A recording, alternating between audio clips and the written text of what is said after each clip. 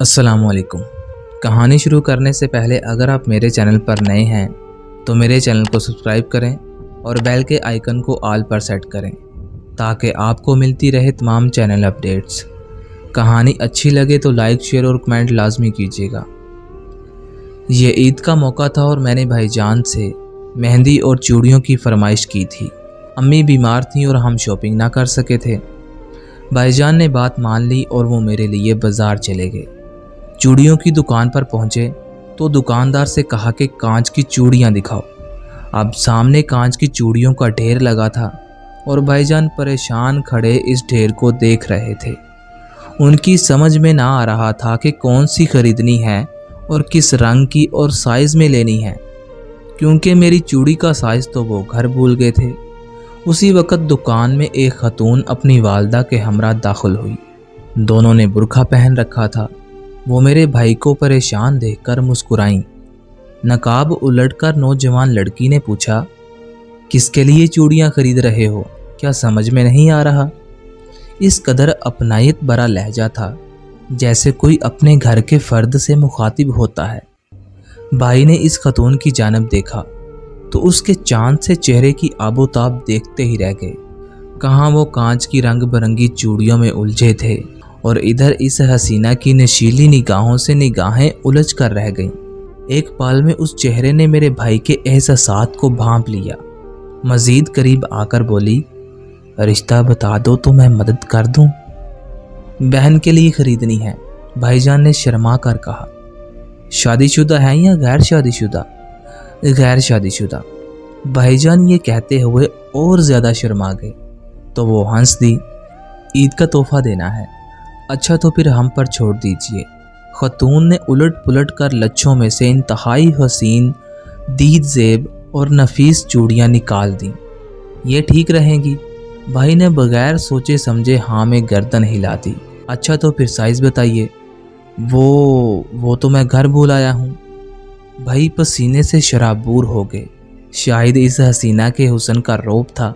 क्या मेरे साइज़ की ठीक रहेंगी? उस परिजात ने अपनी गुलाबी कलाई आगे करके दिखाई। भाई ने घबराई हुई नज़र डाली और बोले, हमशीरा का साइज़ कुछ कम होगा, एक साइज़ कम दे दो। दुकानदार ने कहा, कितनी दूं? 2 दर्जन कर दें। चूड़ियाँ पैक हो गईं तो ख़वातीन अपने लिए अशिया निकलवाने लगीं। मंसूर भाई रकम अदा करके दुकान से बाहर आ गए। ज़रा दूर जाकर वापस पलटे। याद आया कि चूड़ियों का डब्बा जो दुकानदार ने पैक करके काउंटर पर रखा था वो तो वहीं छोड़ आए हैं। बुखलाहट में दोबारा गए। ख़वातीन मुस्कुरा रही थीं।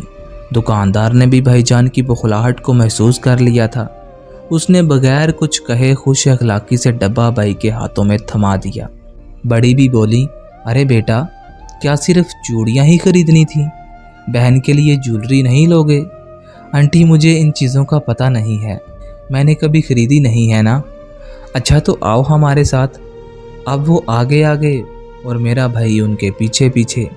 ज्वेलरी में पहनती ना थी, भाई को पता था, लेकिन उन अजनबी औरतों ने गोया उन पर जादू कर दिया था कि उनके हुक्म के ताबिया हो गए, जैसे कोई नादीदा कुव्वत उनकी तरफ खींचे ले जा रही थी। कुछ आगे जाकर ख़वातीन एक ज्वेलरी की दुकान में घुस गईं और दुकानदार से ज्वेलरी दिखाने को कहा। तभी भाई ने अपनी सारी कुव्वत जमा करके हलक से आवाज़ निकाली, ये नहीं लेनी, मेरी बहन नहीं पहनती। अच्छा तो फिर पहले क्यों नहीं बताया? तीनों शॉप से बाहर आए। तब वो कहने लगी, तेज़ धूप और गर्मी बहुत है, आ जाओ हमारे साथ, ठंडा पानी पी लो। वो रहा सामने हमारा घर। बुजुर्ग खतून के इसरार पर भाई ने बात मान ली और फिर से उनके साथ हो लिया। एक बिल्डिंग पर पहुंचकर वो रुक गई। आओ ऊपर चलो। अब ज़रा मेरे भाई के हवास काबू में आ चुके थे। सोचा कि ऐसे अकेली ख़वातीन के हमरा उनके घर जाना मुनासिब नहीं है। अभी देर हो रही है, मैं फिर आऊँगा अपनी वालदा और बहन के साथ, आप घर बता दीजिए। वो रहा दूसरी मंजिल पर, तीसरा फ्लैट। तभी मेरा भाई उनको खुदा हाफिज़ कहकर घर आ गया। मैंने चूड़ियाँ देखीं और खुश हो गई, बहुत उम्दा थीं। क्या पसंद आई हैं? हाँ भाईजान, ये तो बहुत खूबसूरत हैं। अब पता चला कि हमारे भाई का ज़ौक़ किस कदर आला है। भाभी की तो ऐश हो जाएगी। मजाक मत करो यार, अब तुम नहीं जानती हो मैंने इनको खरीदने में कितने जतन किए हैं।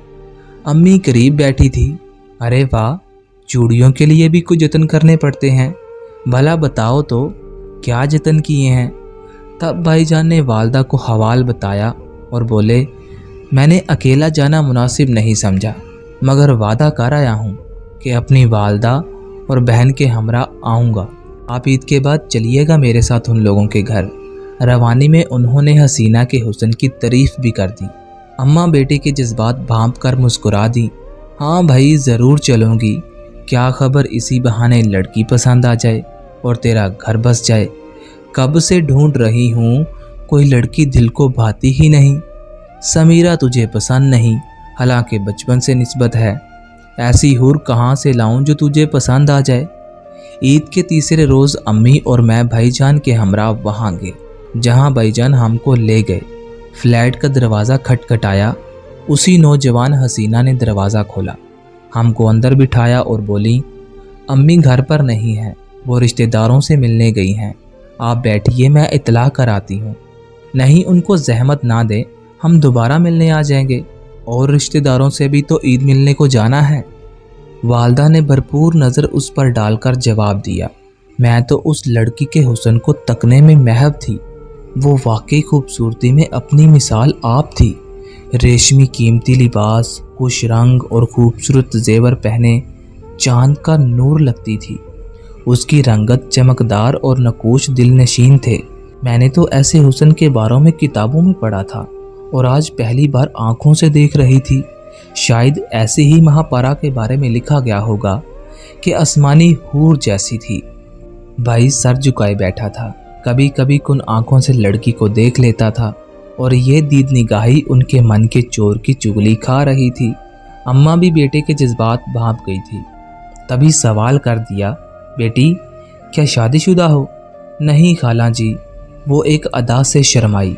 तभी वालदा ने कहा, अब हम चलते हैं, फिर आना होगा तो आपकी वालदा से भी मिल लेंगे। चलते चलते मैंने पूछा, अपना नाम बताइए। महताब, उसने एक आन से बताया। वाकई तुम महताब हो। जब हम घर वापस आ रहे थे तब मेरी वालदा ने फरमाया, बेटा इस घराने का ख्याल दिल से निकाल दो, ये लोग ठीक नहीं हैं। क्यों अम्मा, आपको कैसे पता? बेटा मैंने ये बाल धूप में सफ़ेद नहीं किए, ज़माना समझती हूँ, और तुम तो अभी बच्चे हो। भाई का चेहरा उतर गया, दिल बुझ सा गया।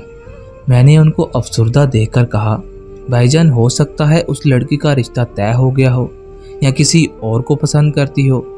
मंगनीशुदा भी तो हो सकती है।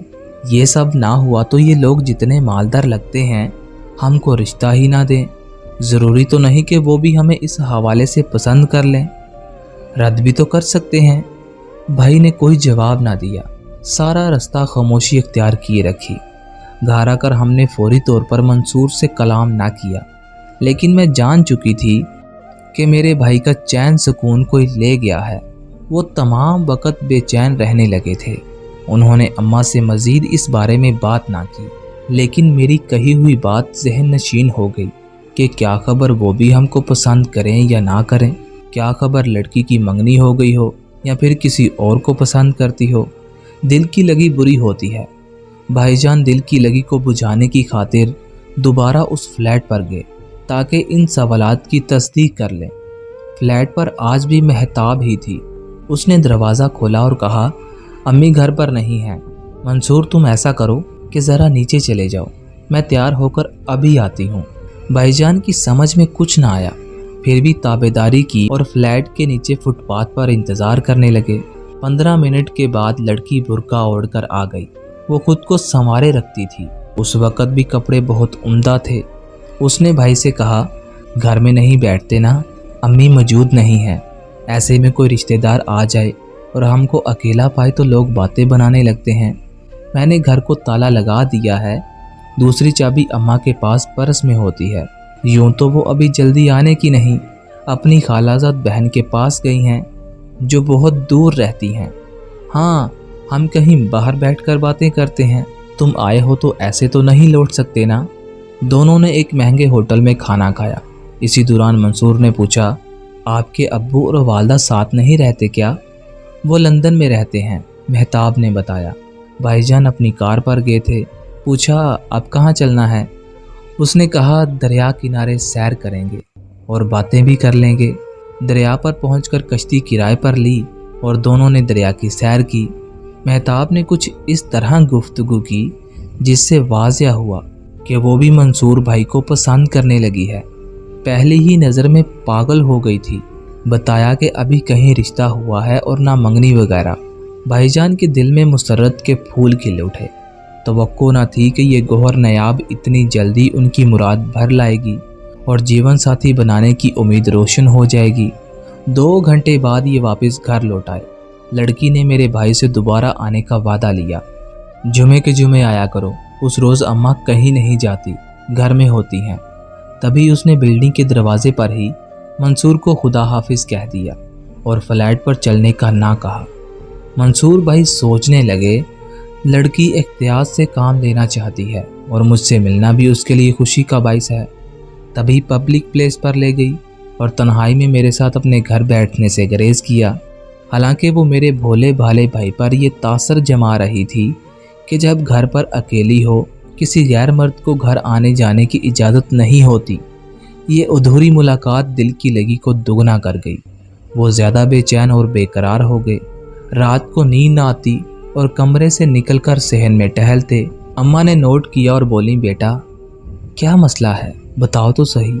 اماں پہلے اصرار کرتی تھی کہ شادی کرو اور اب جب میں چاہتا ہوں شادی کرنا تو نام نہیں لیتی۔ بیٹا شادی ضرور کرنی ہے تمہاری اور بہت جلد چاہتی ہوں کہ تمہاری شادی ہو جائے، بہو گھر میں آ جائے، مگر مہتاب ہرگز نہیں۔ اماں آخر اس میں کیا کمی ہے؟ آپ کیوں ایک نظر دیکھ کر ہی اس سے چڑ گئی ہیں؟ ارے بیٹا اس لیے کہ یہ عورتیں ٹھیک نہیں ہیں۔ میرا اندازہ ہے کہ یہ 2 نمبر عورتیں ہیں۔ ان کی سج دھج، انداز گفتگو اور پھر اکیلا رہنا۔ تم بچے ہو نا، زمانے کو نہیں پرکھ سکتے۔ اماں آپ بھی عجیب ہیں۔ شادی کروں گا تو مہتاب سے اور آپ پر یہ ثابت کر دوں گا کہ یہ لوگ برے نہیں ہیں، آپ کے اندازے غلط ہوتے ہیں۔ اور اس کے بعد منصور امی سے بدگمان رہنے لگا۔ وہ 2-3 بار مہتاب سے ملا لیکن وہ فلیٹ میں نہ لے کر گئی بلکہ باہر ملتی اور گھر کے پاس پہنچ کر خدا حافظ کہہ دیتی۔ ایک روز منصور نے کہا کہ کل تم اپنی والدہ کو پابند رکھنا، میں اپنی ماں کو تمہاری امی کے پاس لاؤں گا۔ وقت بھی بتا دیا۔ اگلے روز شام کو وہ خود اکیلا ہی چلا گیا کیونکہ امی نے طبیعت کی خرابی کا بہانہ کر لیا۔ دراصل وہ رشتہ ڈالنے سے پہلے کسی ذریعہ سے ان لوگوں کے چال چلن اور خاندان کی تفصیل چاہتی تھی۔ بھائی نے مہتاب کو بتایا کہ امی آج نہیں آ سکتی تھیں، ان کی طبیعت خراب ہے۔ اب بھائی کو قریب تھی کہ کسی طرح مہتاب ان کو گھر کے اندر بلائے۔ امی تو ساتھ چلنے پر تیار نہ تھیں۔ مہتاب نے کہا کہ ہم کچھ دنوں کے لیے شہر سے باہر جا رہے ہیں، 15 دن کے بعد آنا ہوگا۔ وہ چاہتا تھا شاید اس دوران امی رشتے کے لیے مان جائیں۔ اس ملاقات کے 10ویں روز بھائی جان پھر وہاں چلے گئے۔ شاید دل پر قابو نہ رکھ سکے تھے۔ دروازہ بجایا تو ایک بزرگ شخص جس کے ہاتھ میں تسبیح تھی باہر نکلے اور پوچھا بیٹا کس سے ملنا ہے؟ بھائی نے ان سے کہا مہتاب کی والدہ خالہ بانو سے۔ بیٹا اس نام کی خواتین یہاں نہیں رہتی، ان کو مالک مکان نے نکال دیا ہے۔ اس گھر میں اب میں اور میری بیوی رہتے ہیں، ہم نے کرائے پر لے لیا ہے۔ آس پڑوس والوں نے سابقہ کرایہ داروں کے بارے میں اچھی رائے نہیں دی، لیکن بیٹا تم کیوں اتنا پوچھ رہے ہو؟ تم تو کسی شریف گھرانے کے چشم و چراغ لگتے ہو۔ بھائی جان پریشان ہو گئے۔ بزرگ سے کہا کیا خبر کہ کدھر گئے ہوں گے یہ لوگ؟ میں نے کہا نا کہ وہ ٹھیک نہیں تھیں، اڑوس پڑوس سے خود معلوم کر لو۔ پڑوس والوں کی شکایت پر ہی فلیٹ کے مالک نے نکالا ہے۔ ارے بیٹا بلڈنگ میں کوئی بھی ان سے ملنا جلنا پسند نہ کرتا تھا، پڑوسی رابطہ نہ رکھنا چاہتے تھے تو وہ کیسے ان کا اتا پتہ لیتے؟ تم تو شریف بچے لگتے ہو، ان کا خیال اگر دل میں پال لیا ہے تو نکال دو۔ یہ کہہ کر انہوں نے اپنے گھر کا دروازہ بند کر لیا۔ مردہ قدموں سے منصور بھائی زینہ اتر کر آ گئے۔ گھر آتے ہی امی جان سے بولے ماں میری شادی کرا دیں مگر مہتاب سے نہیں۔ وہ کیوں؟ تم کو تو وہ بہت پسند آئی تھی۔ آپ نے ٹھیک کہا تھا، وہ صحیح عورتیں نہ تھیں۔ ابھی ان کے پڑوسی سے ملاقات کر کے آ رہا ہوں۔ اس نے بتایا کہ مالک مکان نے ان کو گھر سے نکال دیا، ان کے خراب چال چلن کی وجہ سے۔ ایسا کہتے ہوئے بھیا نے میری جانب دیکھا۔ میں نے منہ پھیر لیا تاکہ وہ میرے چہرے کے تاثرات نہ دیکھ لیں، اور ان کی خواہش تھی کہ میں یہ بات نہ سن سکوں۔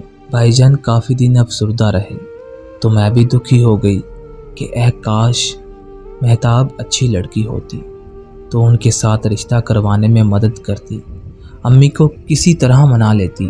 اس کے بعد میرے بھائی کی شادی ہماری چچا زاد سمیرہ سے ہو گئی، جس کے ساتھ وہ پہلے شادی سے انکار کرتے تھے۔